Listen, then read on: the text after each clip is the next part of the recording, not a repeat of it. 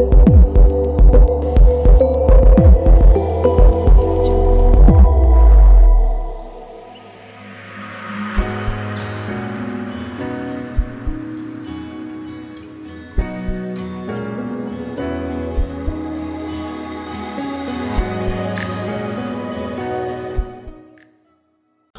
Kids, मैं सफिया आपकी ई गुरु स्वागत करती हूँ आपका myeguru.com पे। फाइन, कल हम लोगों ने बात की थी केमिकल चेंजेस के बारे में, केमिकल रिएक्शंस के बारे में, उनका हमारी लाइफ में क्या इम्पोर्टेंस है और क्या उनके कैरेक्टरिस्टिक्स हैं। फाइन, आज हम लोग बात करेंगे केमिकल इक्वेशंस के बारे में। क्या बात करने वाले हैं आज हम बात करने वाले हैं केमिकल इक्वेशंस के बारे में। क्या है ये केमिकल इक्वेशंस? केमिकल इक्वेशंस वही चेंजेस हैं जो हम अपने आसपास देखते हैं, लेकिन अगर उन्हें लिखना हो तो किस फॉर्म में लिखेंगे, वही होती हैं chemical equation. So the chemical representation of those changes which we see around us are called chemical equations. क्या जरूरत है उनको लिखने की? चलिए बात कर लेते हैं। So what is a chemical equation? A chemical equation, it is the representation of chemical reaction using symbols and formula of the substances is called chemical equation. Suppose हम लोगों ने बात की थी कि कल रिएक्टेंट्स क्या होते हैं, प्रोडक्ट्स क्या होते हैं। यहाँ मैंने एक सिंपल फॉर्मेट में एक रिएक्शन लिख दिया आपके। सपोज कोई सब्सटेंस है A और दूसरा सब्सटेंस है B। जब उन दोनों ने रिएक्ट किया तो हमको एक C और एक D, ये दूसरे सब्सटेंसेस मिल गए जिनकी प्रॉपर्टीज डेफिनेटली A और B से टोटल डिफरेंट थी। कुछ नया ही हमको मिला यहाँ, ठीक है। तो in this equation A and B are what? These are reactants and this C and D are products. Fine. So in that way we just write down the reactions. अब चलिए एक एग्जांपल लेते हैं। ये तो मैंने बहुत जनरलाइज्ड वे में आपको बता दिया कि what is A and what is B and how do we get C and D and what are they called? They are called reactants and products. लेकिन जनरलाइज्ड वे की बात कुछ और होती है, लेकिन यहाँ हम केमिकल इक्वेशंस की बात कर रहे हैं, केमिकल्स की बात कर रहे हैं। तो let's just take some examples. So when hydrogen reacts with oxygen it gives water and this reaction can be represented by the following chemical equations. ठीक है, hydrogen plus oxygen gives out water.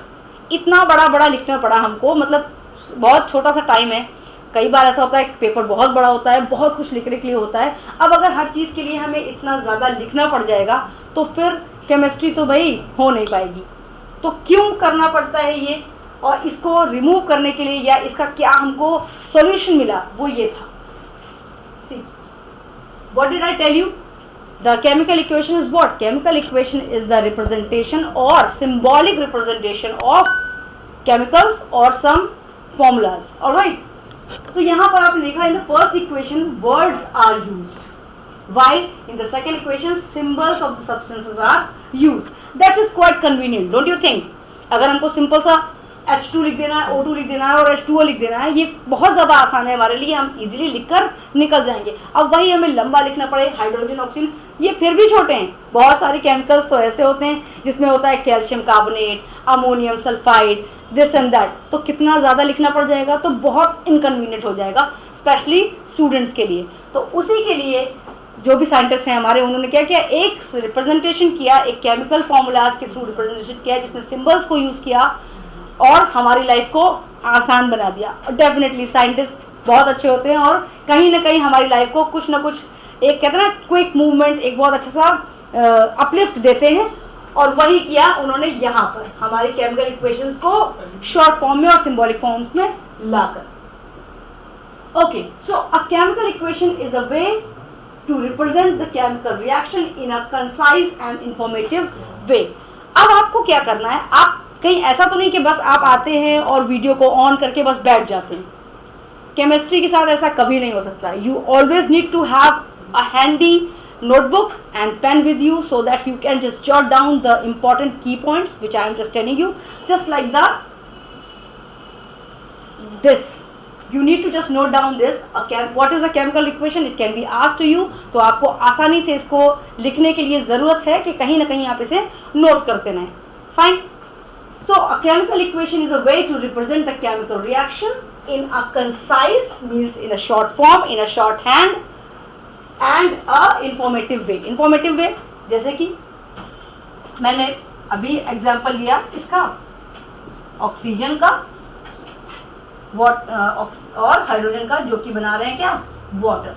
अब यहीं पे हम इसको बता दें जी, यानी कि ये दोनों गैस हैं और ये क्या है, लिक्विड है, तो ये हमको और ज़्यादा इन्फॉर्मेशन मिल गई। फाइन, अभी यहीं पे मैं आपको कह दूं कि मुझे भाई वाटर नहीं चाहिए, अभी मुझे मेरा क्या है, हाइड्रोजन और ऑक्सीजन वापस चाहिए। क्या करूं मैं, रिएक्शन अपोजिट कर देते हैं।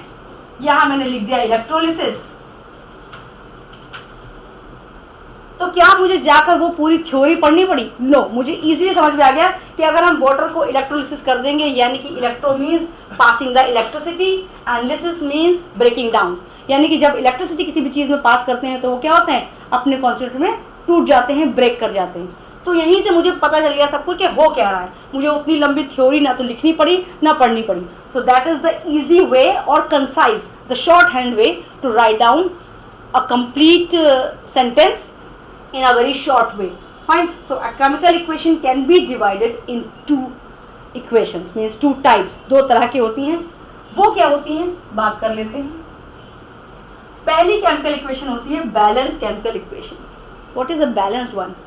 बैलेंस क्या होता है, मतलब कि अगर हम बात करें कि कोई भी डिश है, आपकी मदर ने कोई डिश बना दी है, ठीक है, अब वो बोले कि भाई बेटा चखो इसको कैसा है ये, तो आप क्या बोलोगे? कभी बोलोगे कि अरे मिर्च तो ज़्यादा कर दी मम्मा, या बोलोगे कि अरे नमक ज़्यादा है। तो क्या हम उसे कहेंगे कि नहीं ये तो बहुत ज़्यादा हो रहा है, या कुछ कम कुछ ज़्यादा है? क्या इसे आप बैलेंस बोलोगे या परफेक्ट बोलोगे? नहीं बोलोगे। ओके, तो अभी हम लोगों ने बात की केमिकल इक्वेशंस के बारे में, ठीक है। अब केमिकल इक्वेशंस में केमिकल इक्वेशन को भी दो पार्ट में डिवाइड किया गया है। एक तो होता है बैलेंस्ड केमिकल इक्वेशन और एक होता है अनबैलेंस्ड। अभी ये बैलेंस और अनबैलेंस मैंने क्यों यूज़ किया, क्यों, क्या वजह है? अच्छा, बात कर लेते हैं कुकिंग की। खाना सबको अच्छा लगता है, ठीक है, आपकी मम्मी अच्छा खाना बनाती भी होंगी, मेरी मम्मी तो बहुत अच्छा खाना बनाती है, ठीक है। तो जब भी कभी उनको कुछ बनाती है वो, तो मुझे टेस्ट कराती है, कहती हैं कि बेटा बताओ इज़ इट परफेक्ट और नॉट।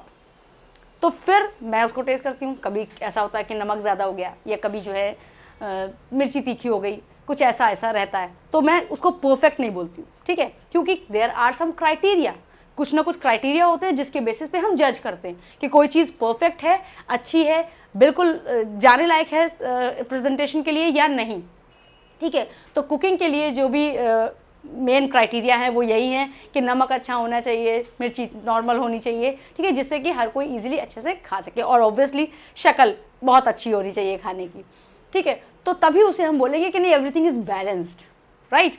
तो just like the same here in chemical equations as well, there is need to be a balance in the chemical equation. What is that? So a balanced chemical equation is the chemical equation that has the number of atoms of each element equal on both the sides. Both the side means from the reactant side to the product side, means whatever the content of a reactant, that must be the content of the product. मतलब जितना reactant हम use कर रहे हैं उतना ही product हमें मिलेगा, ना थोड़ा कम ना ज़्यादा, और तभी वो क्या कहलाएगा, balanced chemical equation. Fine, suppose here I am just taking the example zinc, hydrogen sulphate, when they react together these two are reactants because these are from the tail side of this arrow, ठीक है, या फिर left hand side में है। तो जितनी भी चीज़ें लेफ्ट हैंड साइड में होती हैं वो सारी क्या होती हैं, रिएक्टेंट्स होती हैं, और जितनी भी चीज़ें राइट हैंड साइड में होती हैं वो होती हैं प्रोडक्ट्स। सो ये रिएक्टेंट्स जब रिएक्ट करते हैं तो बनाते हैं ZnSO4 एंड H2। अब यहाँ पर हम देख सकते हैं how many Zn, 1, how many Zn here, 1, how many hydrogens, 2, how many hydrogens, 2 here as well, sulphur 1, sulfur 1, oxygen 4, oxygen 4. So you can see that each and every atom or element whatever is being used in this reaction is totally ditto from the left side to the right, ठीक है। जितना left side में हमने लिया है उतना ही right side में पहुंचा है, और यही कहलाता है बैलेंस लाइफ में, ठीक है, कि जितना मैंने दिया उतना ही वापस मिलेगा। ऐसा तो नहीं होता ना कि किसी को आप जो है 1000 दे दो और बोलो कि चलो 800 में काम चलेगा, ऑब्वियसली यू वांट 1000 बैक। तो यही चीज़ होती है केमिकल लाइफ में भी। अगर आपको याद हो अपना क्लास 9th, जो कि मुझे पता है कि सब भूल जाते हैं, कौन याद रखता है भाई? अब नया क्लास, नया सिलेबस, नए दोस्त, तो ऑब्वियसली नई मेमोरीज। तो just to refresh your memories मैं आपको बताती हूँ, क्लास 9th में हमने पढ़ा था law of conservation of mass, और according to that mass can neither be created nor be destroyed in a chemical reaction. अगर कोई केमिकल रिएक्शन हो रहा है तो डेफिनेटली मास को हम हैम्पर नहीं कर सकते, जितनी चीज हम लेते हैं उतना ही हमें वापस मिलता है, ठीक है। फिजिकल चेंजेस में ऐसा नहीं होता। लाइक अगर हम मिल्क है, सपोज मिल्क से हम कंडेंस मिल्क बनाने चलते हैं, या फिर मिल्क से हम सपोज चीज बनाने चलते हैं, तो हम क्या करते हैं, हमें कंटेंट क्या मिलता है? अगर हम 2 kg मिल्क ले रहे हैं तो हमें ½ kg चीज मिलेगा। तो वो फिजिकल चेंज है, वहां पर मास हैम्पर हो रहा है। लेकिन केमिकल चेंजेस में मास कभी भी हैम्पर नहीं होता, क्योंकि मास को ना तो हम क्रिएट कर सकते हैं ना डिस्ट्रॉय कर सकते हैं। जितना कंटेंट होता है किसी ऑब्जेक्ट में उतना ही वापस जाता है नए ऑब्जेक्ट में। डेफिनेटली प्रॉपर्टीज अलग होती हैं, ठीक है, बिल्कुल भी मैच नहीं करती हैं पिछली किसी भी रिएक्टेंट से प्रोडक्ट की प्रॉपर्टीज, लेकिन उनका मास कभी भी डिफर नहीं होता। अगर हमने 100 ग्राम लिया है किसी चीज का, तो हमें जो दूसरी चीज मिलेगी जो कि डेफिनेटली डिफरेंट होगी प्रॉपर्टीज में, फिजिक में, हर चीज में, लेकिन उसका जो मास होगा वो दोनों का क्या होगा? सेम होगा। और अगर ये नहीं है तो उस रिएक्शन को हम कभी भी बैलेंस रिएक्शन नहीं बुलाएंगे, और इसी के लिए उसे हम क्या कहते हैं? Unbalanced reaction. क्या कहते हैं? unbalanced reaction. So the unbalanced chemical equation is if the number of atoms of each element in reactants is not equal to the number of atoms of each element present in the product, then the chemical equation is called unbalanced chemical equation. Example देख लेते हैं जिससे कि और चीज clear हो जाए। यहां पर हम देख रहे हैं, हमने एक रिएक्शन ली है जिसमें रिएक्टेंट्स है आयरन एंड वाटर, और हमें प्रोडक्ट मिला है ferric oxide and hydrogen. Alright, so here we can see that अगर हम सिर्फ आयरन की तरफ ही देख लें तो आयरन यहां पर हमें एक है मिल रहा, जबकि यहां पर अगर हम आयरन की बात करें सो इट्स 3, तो बाकी के 2 कहां गए? हवा में उड़ गए। ऑब्वियसली जो भी जितना पार्टिसिपेट कर रहा है, अगर किसी भी डांस फॉर्म में 4 लोग पार्टिसिपेट कर रहे हैं तो 4 ही दिखेंगे ना, और जब डांस परफॉर्म कर लेंगे तो वापस भी कितने आएंगे? 4 ही आएंगे कि नहीं? तो फिर यहाँ पर एक ने अगर पार्टिसिपेट किया तो यहाँ हमें 3 कैसे मिल गए? और अगर ये 3 मिले हैं और यहाँ पे भी 3 यूज किए तो बाकी के 2 कहाँ चले गए? So definitely this is not the balanced chemical equation. We need to balance it out to just fulfill the needs of law of mass conservation. All right. So in this example, a number of atoms of elements are not equal on two sides of the reaction. ठीक है, तो definitely इनको हमें क्या करना पड़ेगा? Balance करना पड़ेगा. सो आज इस क्लास में अब हमने बात कर ली है केमिकल इक्वेशंस के बारे में कि क्यों होती हैं केमिकल इक्वेशंस और क्या होती हैं. ठीक है, और केमिकल इक्वेशंस को कितने टाइप में डिवाइड किया गया है. अब बात कर ली कि भाई डिवीजन तो पता चल गया कि बैलेंस्ड होता है या फिर अनबैलेंस्ड होता है. अब इस अनबैलेंस को अगर हमें मिल जाता है अनबैलेंस्ड रिएक्शन, तो हम क्या कर सकते हैं, क्या करना चाहिए? ऑब्वियसली बैलेंस करना पड़ेगा. तो आज हम सीखेंगे कि हम बैलेंस कैसे करते हैं एक केमिकल इक्वेशन. ठीक है, इसके बेसिकली 2 मेथड्स हैं. कितने? 2 मेथड. एक तो ट्रेडिशनल मेथड है जो कि हम अभी बात करने जा रहे हैं. दूसरा है अलजेब्रिक बैलेंस मेथड जो कि हम इसके बाद आपको बताएंगे और हम लोग साथ साथ में सीखेंगे, कई सारे एग्जाम्पल्स को यूज करके सीखेंगे. और लास्ट में अगर आप इस वीडियो को कंटिन्यू करते रहें और देखें ध्यान से, तो मैं आपको एक स्मॉल ट्रिक भी बताऊंगी जिससे आप ये केमिकल बैलेंस चुटकी में कर लेंगे. आपको इतनी मेहनत नहीं करनी पड़ेगी. ऑब्वियसली जो मेथड्स हम अभी यूज करने वाले हैं दे हैव सर्टेन स्टेप्स जिसको हमें फॉलो करना पड़ेगा. ठीक है, तो फिर चलिए स्टार्ट कर लेते हैं उसके साथ में. उसके बाद हम बात करेंगे अलजेब्रिक बैलेंस की, जिसको हम लोग ब्रोम्सली बैलेंस भी बोलते हैं. ठीक है, चलिए आइए उसके बारे में बात करते हैं. So balancing a chemical equation. To balance the given और any chemical equation there are few steps we need to follow. All right, what are these steps? Let's discuss. Iron, water, ferric oxide and hydrogen. ठीक है, ये क्या? तो हमें first step क्या करना है? We need to just write down the number of atoms of element present in reactants and in products in a table, यहाँ पे एक टेबल फॉर्मेट मैंने बना दिया आपके लिए। तो ये है रिएक्टेंट्स के नंबर और ये हैं प्रोडक्ट्स के नंबर, तो हमें इस तरह से लिख लेने हैं। सबसे पहला स्टेप क्या है, हमें सबसे पहले क्या करना है, एक टेबुलर फॉर्म बनानी है जिसमें हमको एक साइड पर रिएक्टेंट्स के नंबर लिख लेने हैं, number of atoms, how many number of atoms are there in reactant side and how many numbers of atoms are present in product side, वो हमें लिख लेने हैं इन टेबुलर फॉर्म। तो चलिए बात कर लेते हैं। आयरन रिएक्टेंट साइड में 1 है, हाइड्रोजन रिएक्टेंट साइड में 2 है और ऑक्सीजन रिएक्टेंट साइड में 1 है। जबकि जब हम प्रोडक्ट की साइड गए तो आयरन हमने देखा 3, हाइड्रोजन देखा 2 एंड ऑक्सीजन देखा 4।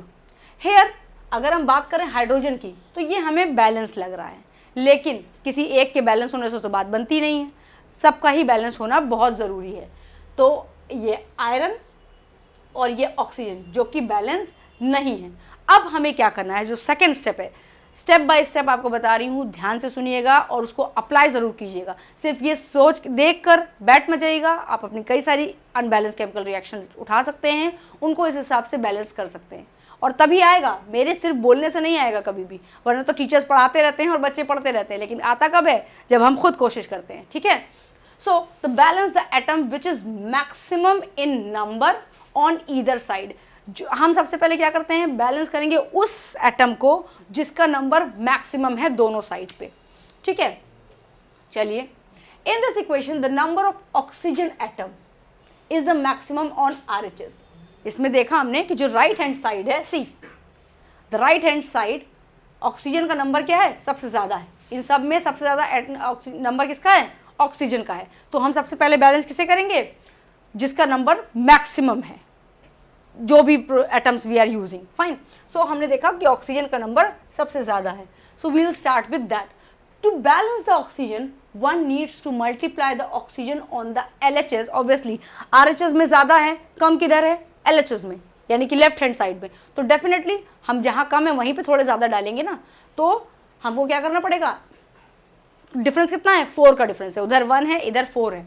सो हमें क्या करना पड़ेगा, LHS को 4 से मल्टीप्लाई करना पड़ेगा जिससे कि नंबर ऑफ ऑक्सीजन बैलेंस हो जाए। तो we just multiply that, then what we need to do, the number of hydrogen atoms becomes 8। जैसे ही हमने किया मल्टीप्लाई तो हमने ये देखा कि भाई हाइड्रोजन का जो नंबर था वो पहले 2 था इस साइड पे और इस साइड पे भी 2 था। फाइन, लेकिन जैसे ही हमने मल्टीप्लाई किया 4 से ऑक्सीजन को बैलेंस करने के लिए, इधर जो हाइड्रोजन है वो क्या हो गया, 8 हो गया। अभी क्या करें, ये तो गड़बड़ हो गई, एक चीज करने सही चले दूसरी चीज गड़बड़ हो गई, तो उसको भी सही कर लेंगे, डोंट वरी। फाइन, सो जब वो 8 हो गया, then which is more than that of on the RHS, so to balance it one needs to multiply the hydrogen on right hand side by 4। अब हम 4 से मल्टीप्लाई कर देंगे राइट हैंड साइड पे टू बैलेंस हाइड्रोजन। हाइड्रोजन क्योंकि यहाँ पे 2 था, अभी 8 हो गया है, तो 8 को बैलेंस करने के लिए अब जहां कम है वहां पे ऐड कर देंगे, तो मल्टीप्लाई कर देंगे किससे, 4 से। After that the number of oxygen and hydrogen atoms become equal to both side। अब देखेंगे कि जो हाइड्रोजन का नंबर है वो भी बराबर हो गया, ऑक्सीजन का नंबर भी बराबर हो गया, बचा क्या रह गया है, सिर्फ और सिर्फ आयरन का नंबर। और हम देख रहे हैं कि आयरन बेचारा अकेला ही साइड में बैठा हुआ है, सो that is not the problem now. अब बिल्कुल भी किसी चीज की दिक्कत नहीं है, तो हम क्या कर देंगे, इस आयरन को बैलेंस करने के लिए इसको 3 से मल्टीप्लाई कर देंगे और इसके बाद अब चेक कर लेंगे, राइट हैंड साइड में आयरन 3, लेफ्ट हैंड साइड में आयरन 3, राइट हैंड साइड में hydrogen C 8 and here also hydrogen 8। now let's talk about oxygen। here are 4 oxygen and here are also 4 oxygen, so we can see that now the reaction is balanced। और अब अगर हम इसका मास check करेंगे तो हमको पता चलेगा कि रिएक्टेंट का मास बिल्कुल बराबर है प्रोडक्ट के मास के। ऑलराइट, तो यहाँ तो हमने बात कर ली है एक सर्टेन रिएक्शन की। जब हमने बैलेंस कर लिया तो वो रिएक्शन क्या होगी, 3Fe + 4H2O gives out Fe3O4 + 4H2। तो ये तो बैलेंस हो गई रिएक्शन। तो क्या एक से काम चल जाएगा हमारा, नहीं, एक से तो काम नहीं चलेगा। So let's just move ahead with one more example। again I'm just taking a reaction C3H8 plus O2 gives out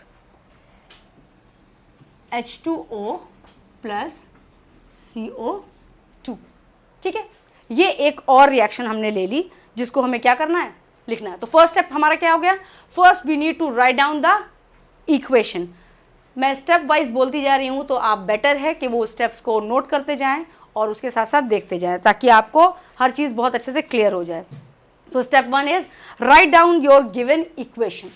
So here is the equation we are going to means balance. All right. The second step, what we need to do? We need to just make the content over here means right hand side and left hand side. Carbon 3, hydrogen 8, oxygen 2. ये तो हमारा LHS ready हो गया। बात कर लेते हैं RHS की। Here carbon 1, hydrogen 2, oxygen 3। Alright, second step is what? Second step we need to just write down the number of atoms per side present. Alright, the third step what we need to do is, पहले हम लोगों ने एक different तरीके से किया था। यहां पर हम क्या करेंगे, हाइड्रोजन और ऑक्सीजन को बाद के लिए छोड़ देंगे। यहां पर एक सिंगल एटम होगा जिसको हम पहले उठा लेते हैं। ठीक है, हाइड्रोजन एटम तो बेसिकली अगर हम यहां देखें तो हाइड्रोजन इसमें भी प्रेजेंट है, यहां इसमें भी प्रेजेंट है, ऑक्सीजन यहां अकेला है बट यहां दोनों जगह प्रेजेंट है। तो it would be quite difficult to just go through in that way. तो हम क्या करेंगे, जो सिंगल एटम है, जो कार्बन है, उसको हम पहले स्टार्ट करते हैं बैलेंस करना और हाइड्रोजन और ऑक्सीजन को बाद के लिए छोड़ देते हैं। तो हमारा फोर्थ स्टेप क्या हो जाएगा, फोर्थ स्टेप हमें करना है कि हम जो सिंगल एटम है उसके साथ स्टार्ट करते हैं। अगेन व्हाट इज हमारा रिएक्शन क्या थी, C3H8 plus O2 gives out H2O plus CO2। C3H8 plus O2 gives out H2O plus CO2। ठीक, तो हमने हाइड्रोजन ऑक्सीजन को साइड में कर दिया। अब हमें क्या करना है, लिखना है C3 means sorry C is equal to 3, here C is equal to 1, H is equal to 8, here H is equal to 2, O is equal to 2 and O is equal to 3 here। तो हमें क्या करना पड़ेगा, सबसे पहले हमको carbon balance करना है। यहाँ 3 है तो डेफिनेटली हम कार्बन को क्या करेंगे, 3 से मल्टीप्लाई कर देंगे। क्या करेंगे, 3 से मल्टीप्लाई कर देंगे। तो कार्बन हो गया 3। लेकिन जैसे ही हमारा कार्बन 3 हुआ, हमने देखा कि हमारा ऑक्सीजन क्या हो गया, 3 2 6 and 7, ये 3 से क्या हो गया, 7 में कन्वर्ट हो गया। मतलब कार्बन तो बैलेंस हुआ लेकिन साथ साथ हमने क्या किया, ऑक्सीजन की सत्या मार दी। ठीक है, तो चलिए ऑक्सीजन की तरफ बढ़ जाते हैं।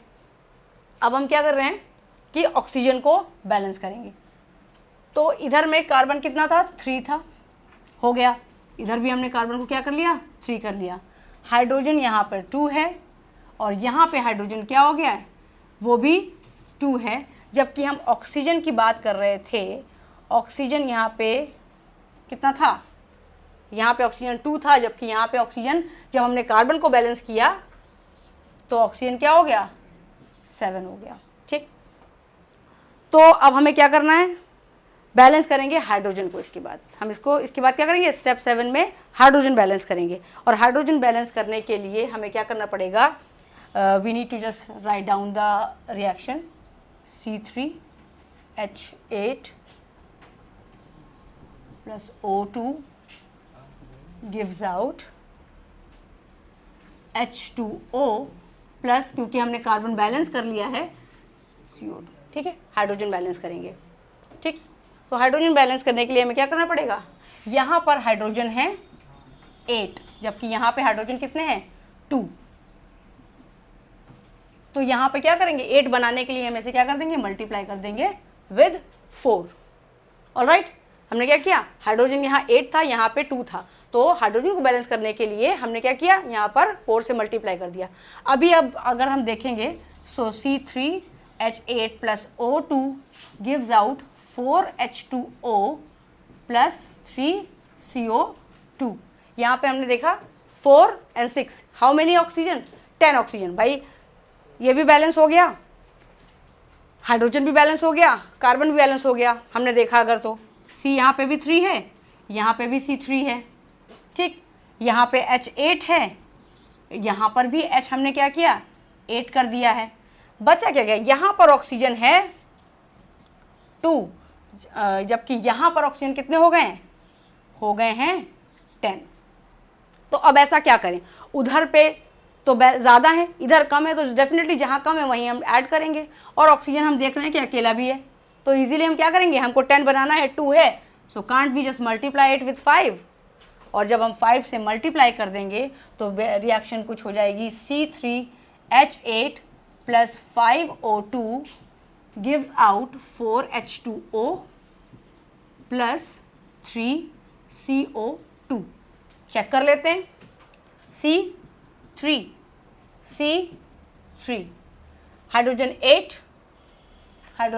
8, here also 8, here also 8, here oxygen 10, there oxygen 3 2s are 6 and 4, 6 plus 4 10.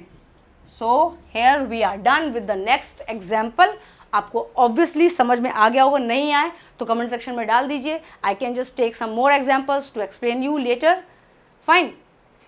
अब हम स्टार्ट करेंगे नए टॉपिक, मतलब नए मेथड के साथ में, जो मैंने आप लोगों को बताया कि बॉटम्स-ली method, that is what, that is the method by which it is also get balanced, ठीक है, तो उसकी बात हम करते हैं। ऑलराइट, सो आपको अब मैं एक ब्रीफ आउट कर दे रही हूँ कि क्या क्या करना है, क्या क्या स्टेप्स लेने हैं for balancing a equation. Alright, and मैंने आपको बताया कि 2 मेथड्स हैं। आज हम लोगों ने बात की है ट्रेडिशनल मेथड बैलेंस के बारे में, जिसके लिए मैंने 2 एग्जाम्पल आपको यूज़ करके बताए हैं। आप डेफिनेटली अपने घर में उसको ट्राई कीजिए। मैं आपको बहुत ज़्यादा लोड अप नहीं कर रही हूँ और मेथड बता के, वो हम लोग अपने नेक्स्ट क्लास में उठाएंगे, फाइन। सो ब्रीफ आउट करती हूँ आपको उन स्टेप्स के थ्रू जिसके लिए आपको काम करना होगा, या मैं लास्ट वाले की बात करती हूँ। सबसे पहले हमें क्या करना है, we need to just write down the equation first. The first step क्या होगा हमारा, हमको अपनी इक्वेशन लिखनी है, ठीक है, जैसी भी है। We need not to just write down the balanced one, we need to write down the equation which we have gone through, और जो हमको करनी है, ठीक है। लाइक जैसे मैंने कहा था, C3H8 plus O2 gives out H2O plus CO2, ये रिएक्शन हमने लिख दी। Then write down the number of atoms per element, मतलब दोनों साइड पे जो भी एलिमेंट्स हैं हमारे, उनके नंबर हमें दोनों साइड पे लिख देने हैं, यानी कि we need to just make out LHS and RHS। हमें LHS और RH बनाना है और उसमें ईच एंड एवरी एलिमेंट के कितने एटम्स प्रेजेंट हैं वो लिख देने हैं। Then in every reaction hydrogen and oxygen are there, so हम क्या करेंगे, हाइड्रोजन और ऑक्सीजन को हटा देंगे, थोड़ी देर के लिए उनको छोड़ देंगे, और हम क्या करेंगे, स्टार्ट करेंगे अपनी सिंगल एलिमेंट के साथ जो कि प्रेजेंट होगा।